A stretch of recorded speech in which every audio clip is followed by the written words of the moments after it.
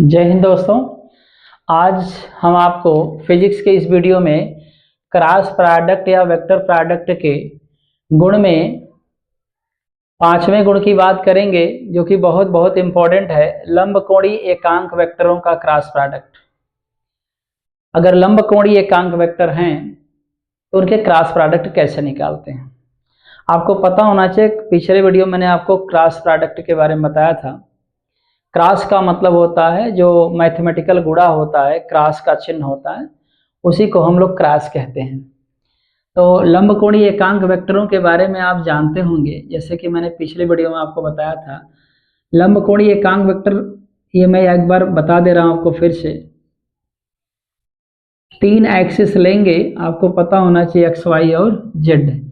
X अक्ष की दिशा में एकांक वेक्टर लंबकोणीय एकांक वेक्टर आई कैप, वाई अक्ष की दिशा में लंबकोणीय एकांक वेक्टर जे कैप और जेड अक्ष की दिशा में लंबकोणीय एकांक वेक्टर के कैप होता है।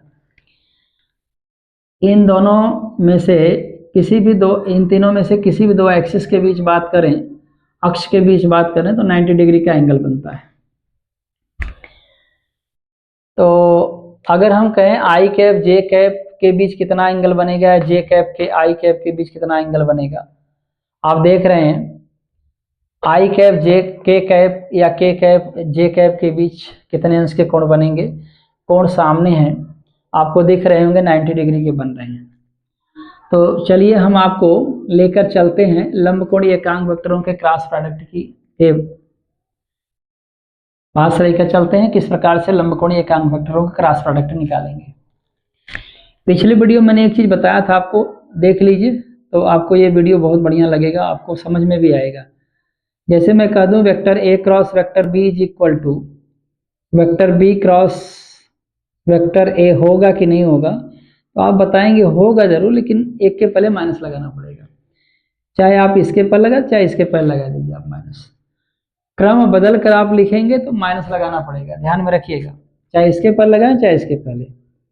अगर ये आपको याद है तो यहां आपका काम आसान होगा।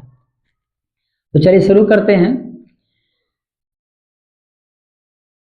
सपोज दैट अगर हम सेम टाइप का लंबकोणीय एकांक वेक्टर लेते हैं, तो I cap cross I cap, ये यूनिट वेक्टर है, इसका परिमाण एक ही होगा।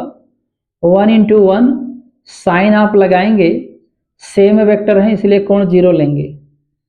साइन 0 का मान 0, तो बोले पूरा फैक्टर क्या हो गया, 0 हो गया। I cap cross I cap is equal to 0। इसी तरीके से हम चाहे जो लें, J cap cross J cap is equal to क्या हो जाएगा, 0 हो जाएगा।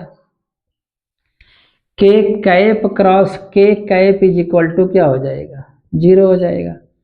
तो जनरली ये आप जानते रहिए, सेम टाइप के एकांक वेक्टर हो चाहे कोई भी वेक्टर हो, उनके बीच कोण 0 अंश बनता है, और उनका जो मैग्नीट्यूड होता है वो 0 के बराबर होता है क्रॉस प्रोडक्ट में। इसके बाद हम आपको बताते हैं अगर डिफरेंट लेंगे तो क्या होगा। डिफरेंट लेंगे तो क्या होगा, इसके लिए आपको एक चीज याद रखना पड़ेगा। ये मैं लिख दे रहा हूं, आई कैप जे कैप और के कैप। ये मैं थोड़ा सा यहां पे डायरेक्शन दिखा रहा हूं इस तरीके से। अब हम क्रम से गुणा कर सकते हैं, और याद रखेंगे इसी साइड में आपको क्रॉस करना है। जैसे आपको हमने यहां लिखा आई कैप, आई कैप, आप तीर की दिशा में बढ़िए, जे कैप, आई कैप क्रॉस जे कैप। ऐसे इसका गुणा इससे कराएंगे, इसका गुणा इससे कराएंगे। अगर आप इसी डायरेक्शन में कराते हैं तो क्या आएगा, देखिए, इसका परिमाण 1, इसका परिमाण 1, आपको पता है साइन क्या पकड़ेगा, 90 अंश। साइन 90 का मान कितना होता है, 1 होता है। तो I cap cross J cap is equal to कितना आ गया, 1 आ गया। क्लियर। या आप इसको ऐसे भी लिख सकते हैं, I cap cross J cap is equal to I और जे है, के नहीं है, तो के का परिमाण भी एक होता है, तो इसकी जगह आप के कैप लिख सकते हैं। याद रखिएगा दोनों एक ही बातें हैं। आप हर एकांक वेक्टर का मान एक होता है, आपको पता है, तो थोड़ा सा आई और जे है, के नहीं है, तो आप के बराबर लिख दीजिए, क्योंकि के का मान एक होता है तो आप लिख सकते हैं। लेकिन यहाँ आप जे नहीं लिख सकते, यहाँ आप आई नहीं लिख सकते, क्योंकि आप आई कैप लिखेंगे तो आई कैप से कैंसिल हो जाएगा, जे कैप लिखेंगे जे कैप से कैंसिल हो जाएगा।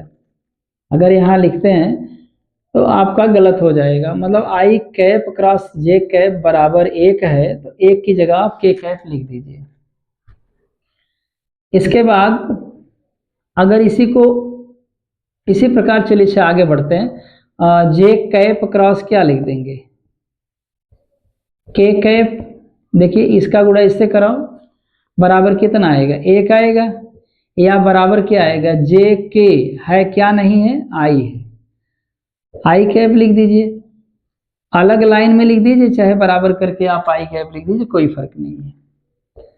और बताइए आपका के कैप क्रॉस क्या है, आई कैप, बराबर एक लिख सकते हैं, या के और आई है, जे नहीं है, तो आप जे लिख दीजिए, जे कैप। इस तरीके से आप लिख लेंगे।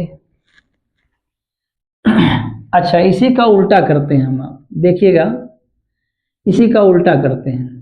अगर ये क्रम बदल दें, अगर आई कैप क्रॉस जे कैप का मान एक है, तो हम ऐसे लिखते हैं, J cap cross I cap बराबर, इसको पहले इसको बाद में लिखते हैं, तो आपको पता है क्या आएगा, -1 आएगा, क्योंकि क्रम मैंने बदल दिया। आप ध्यान दीजिए, मैंने आपको पढ़ाया था vector p cross vector q is equal to minus vector q cross vector p, मैंने चिन्ह बदल दिया था। तो ऐसे आप यहाँ भी चिन्ह बदल देंगे, या क्या लिख सकते हैं आप लिख सकते हैं J cap cross I cap is equal to, क्या लिखेंगे, इसकी जगह आप के कैप लिख सकते हैं। यहाँ देख लीजिए, आप इसको बदलिए जरा, K cap cross J cap is equal to क्या होगा, -1 होगा, या क्या लिख सकते हैं आप, -i कैप लिख सकते हैं। क्लियर? और क्या लिख सकते हैं, इसको बदल दीजिए क्रम थोड़ा सा, आई cap cross K cap is equal to क्या लिख सकते हैं, -1 लिख सकते हैं, और बराबर -j आप लिख सकते हैं, क्योंकि आई के है जे नहीं है, तो आप इसकी जगह जो है जे लिख सकते हैं। तो इस तरीके से आपने आज देखा कि क्रॉस प्रोडक्ट या वेक्टर प्रोडक्ट के गुण में लंबकोणीय एकांक वेक्टरों का क्रॉस प्रोडक्ट कैसे निकाला जाता है। तो चाहे सेम टाइप का हो, चाहे डिफरेंट टाइप का लंबकोणीय एकांक वेक्टर हो, इस तरीके से हम लोग निकालते हैं। तो चलिए दोस्तों, उम्मीद करते हैं ये वीडियो आपको पसंद आया होगा। अगले वीडियो में आपसे फिर मिलेंगे, तब तक के लिए धन्यवाद।